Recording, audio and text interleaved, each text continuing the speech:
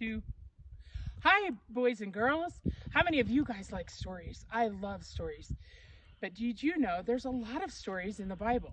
Jesus, in fact, was a great teacher, and he was one of the very best storytellers and teachers ever. Hey, Jesus would tell a lot of stories to help people understand things in life, how to act in life, and how to be in life.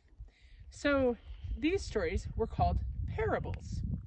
All summer, I've decided that I would like to share some parables with you because they're really special and they will teach us all a good lesson. So now, the first parable I'm going to teach you is the parable of the sower. Now, a sower was much like a farmer, and a farmer would plant seeds. Now, a farmer went out. A farmer took some seeds, and he walked down a path to take him to a place to plant.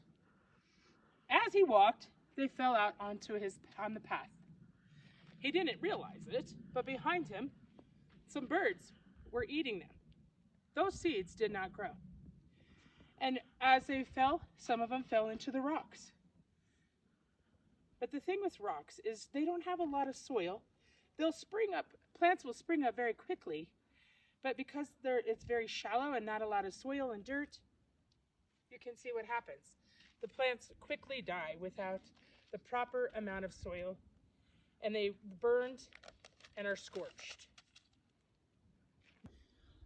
Other seeds fell among the thorns, like this, which grew. The seeds grew, but as you can see, the bigger and stronger plants choked them and killed them, so they couldn't grow fully.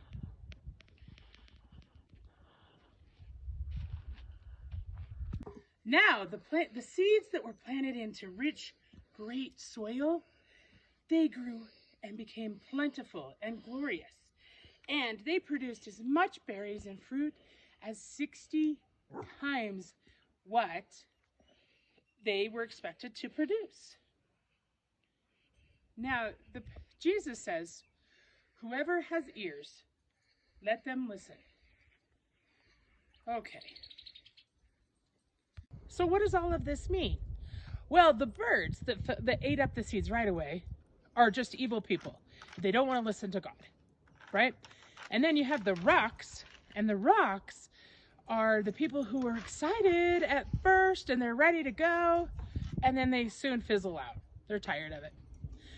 And the ones who grow with the other trees, they get distracted by other things and other people, and then they too sometimes forget about Jesus by doing what other people want them to do. That's not always right.